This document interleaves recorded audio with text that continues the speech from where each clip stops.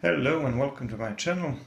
In this video I'm going to do a drawing of a grazing horse, and I'm going to use colored pencils on a paper primed with clear gesso.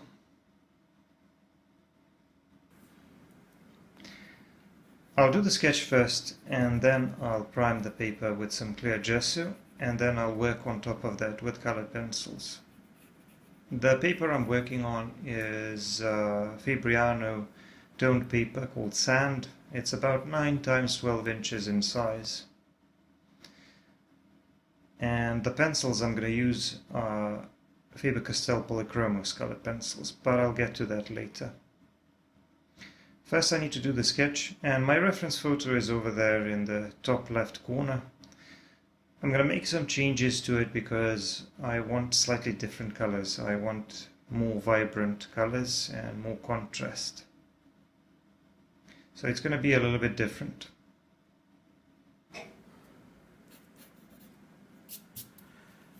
So this is almost done.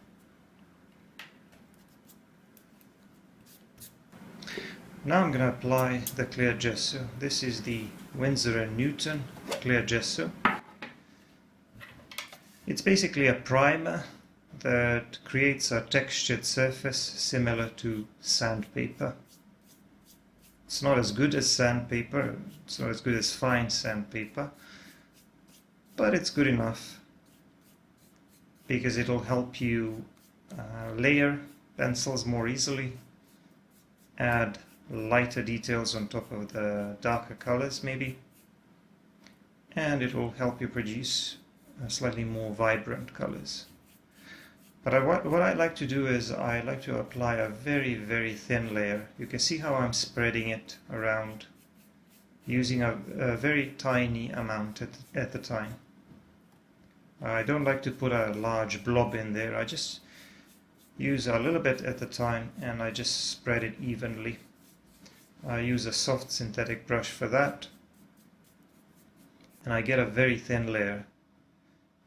If it looks white here and there in certain places, it doesn't matter because when it dries, it will dry almost completely clear, so it doesn't matter. In some places, obviously, I will apply a little bit more because I'm not a machine and I can't really tell exactly how much I put where, but generally I try to use a very small amount because a very small amount is usually more than enough to get a nice tooth that you can work with. So this too is almost done, just a few brush strokes, and once it's dry I can start working with colored pencils. Now I'm starting to work with colored pencils, and here's my reference again. I'm going to start with some different colors. The sky in the reference is pretty dull grey. I'm going to want to go with something a little bit brighter and more vibrant. So I'm using a light phthalo blue. And I think this color will make a nice contrast with the color of the horse, which is kind of like a reddish, brownish orange maybe, with a little bit of ochre. We'll see. So first I cover an area thoroughly to block it in, and at the top I used some slightly darker colors because I want the sky to be a little bit darker at the top and getting a bit lighter near the horizon. But the main color, the base color that I'm going to use is the light phthalo blue. And once that is done, once that is laid down, I just start blending. And I blend with my finger. Whenever I need to blend large areas and I don't need as much precision, my finger is probably the best choice for blending those large areas. And you can do this on this surface. On regular paper, blending with your finger wouldn't be a very good idea with colored pencil. Here it actually works because the textured surface, the rough surface, creates a bit of residue that you can work with. So colored pencils behave a little bit more like pastel pencils, so you can blend them a bit more easily. They do stick to the paper a bit better than pastels, but they can still be moved around a little bit. And that's one of the main reasons why I'm using clear gesso. Like I said, some people won't really like clear gesso as a primer for colored pencils because it has a very rough tooth. But you can adapt to it, and it doesn't work quite as well with every single subject, but sometimes it can work pretty well. With landscapes, I find that clear gesso works really well as a surface for colored pencils. So I'm doing this tail now, so the horse is swishing the tail to the left. And that's one of the things that I liked about the reference photo. I like kind of the position and the overall shape of the horse's body, as well as the colors. I thought that the colors in combination with this blue sky would make for a very nice contrast. But here at the top and around the sides of the body, I started with a little bit of ochre. This is a burnt ochre.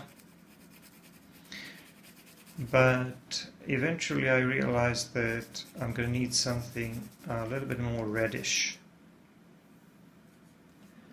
So I will mix in quite a few different colors in there. For some of the darker bits, the shadow areas, I used a burnt sienna. A burnt sienna is more like a slightly darker reddish brown. And then on top of that I started throwing in a little bit of sanguine colored pencil, which has a bit more of a reddish component to it, because I thought that the burnt ochre looked a little bit too yellowish in comparison to the reference. Now I don't really care if the colors are exactly the same as the reference. Obviously I'm going to be changing them a little bit, but some of the things I do want to keep, and some of the things I do want to include, and I wanted a slightly more reddish color of the horse's fur. At the top I had to use some brighter colors, some lighter colors, and I used a light beige red for the top part of the body, which is facing up towards the light source, so naturally it's going to be a lot lighter. And I also went in to make those lines to indicate the shape of those ribs, the shape of the rib cage. And then I added a few touches of that lighter color to the tail as well, to add a little bit more depth in there. I added more shadow on the lower part of the belly, which is facing down away from the light source, and there are some large veins there, so I included those as well to make the anatomy of the horse a little bit more realistic. So I started going over some of those mid-tone areas which I covered with a combination of sanguine and burnt ochre. I went over them with a bit of burnt sienna and some brownish tones to create more of a gradual transition, keeping in mind that the lower part of the belly needs to be a bit darker. And the same goes for the thighs, which are also in the shadow, or at least the inner side of the thigh, which is facing away from the light source. And it's the same with these ears, because they're sticking out, but they're kind of pointing to the side, meaning that they are also largely facing down, which means that they're also going to be darker. So I'm also going in between the ribs and different muscles to add a little bit more depth with a darker colored pencil, and then going on top of that with a lighter colored pencil to make everything look more three-dimensional. So it's all about creating that range of value, because it is that range of value that makes things look three-dimensional when you're shading, because the greater the range of value, the more three-dimensional the thing that you're drawing will appear. This horse has very interesting colors because normally the hair on the tail and the mane are of the same or similar color, but here they're a little bit different because the mane is a very bright color. So I used a combination of a couple of lighter pencils. I used a bit of warm gray, a light warm gray, the lightest gray that I have. And then on top of it, I used an even lighter, or at least I think it's a little bit lighter, ivory colored pencil, which is almost white with a little bit of a yellowish component to it. So I thought that worked, this combination. And so far I've done the left side of the horse's body. After that I was ready to do a little bit more work on the background, and I started working on the trees in the distance. I used a little bit of May green as my base color, and I started wiggling my hand to create a texture and shapes that kind of look like trees and bushes in the distance. I added a touch of some darker green on top of that, and then a black colored pencil. I love drawing trees and bushes using just a combination of two pencils, most of the time using like a mid-tone green or some kind of a green and a black on top of it, because what that does, it creates a very nice texture that kind of looks like foliage. And you also have to, you can't just produce random texture, although that's what I do most of the time. You also have to try to break those larger shapes into slightly smaller shapes by indicating shadow areas in between individual trees or bushes. So you have to break that into separate shapes. So here I added a few more darker strokes in between those strands of hair on the mane to add a little more depth to the mane to make it look more three-dimensional. And then I moved on to the right side of the body. I normally work from top to bottom and from left to right, being right-handed, because I want to minimize the smudging. With colored pencils on regular paper, this isn't really so much of an issue because they don't really smudge or blend at all. But on a paper primed with clear gesso, there tends to be more residue, so you have to be a little bit more careful because you can end up smudging or muddying your colors, and that's not good. One of the things that may be frustrating as you're putting layers here one on top of the other is the fact that the pigment sticks to the surface less than it does on regular paper, and you're creating a little bit more dust than on regular paper. That's not really a problem. You should think of that as an advantage. And if you want to soften something to reduce the texture or to blend it, you don't always have to try to use blending tools. You can just use a lighter pencil on top of the darker pencil. That actually blends pretty well. And you can often do that. You can go in with a darker pencil first and then soften the texture and smooth it out using a lighter pencil.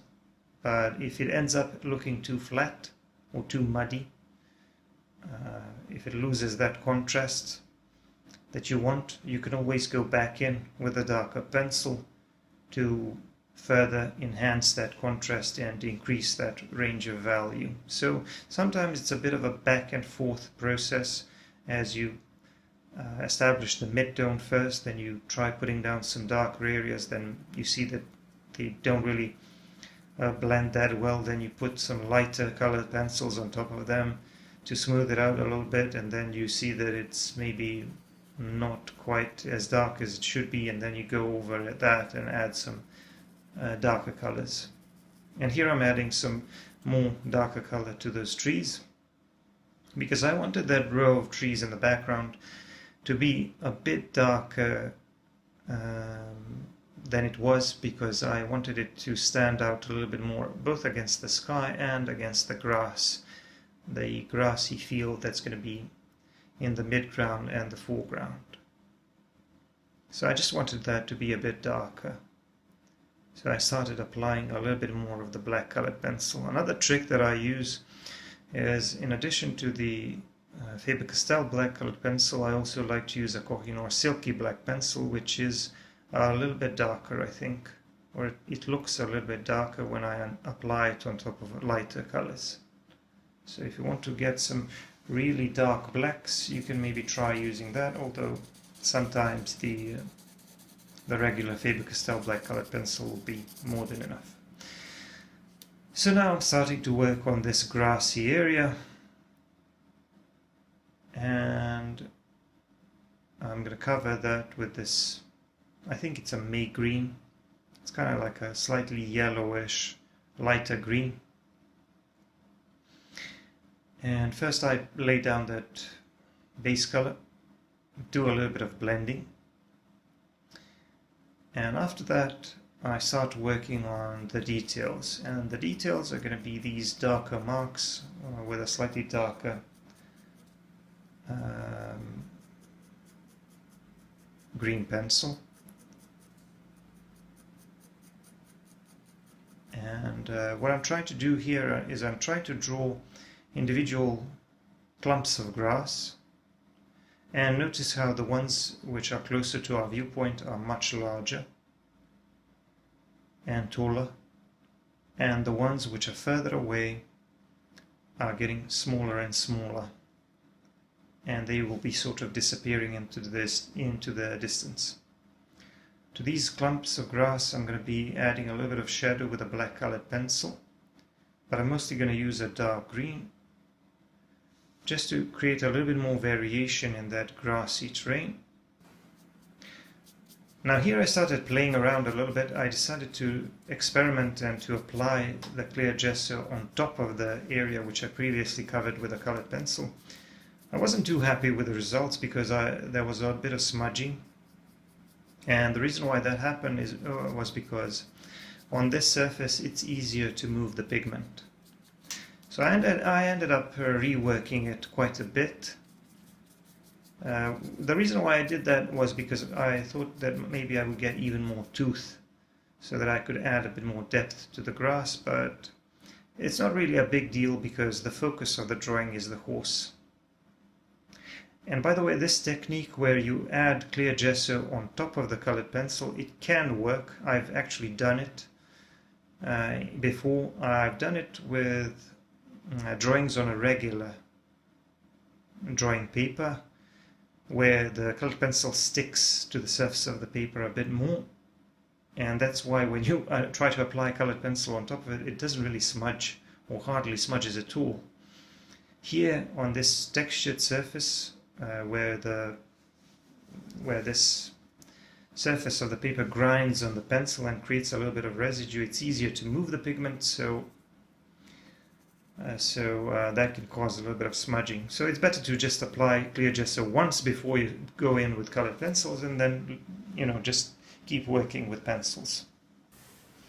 I also added a touch of some ochre to the ground to make the grass a little bit more interesting, to add a little bit more variation, like maybe there's a little bit more of that darker or yellowish grass, or maybe a little bit of dirt is coming through or is visible through the grass, just to add a bit of variation.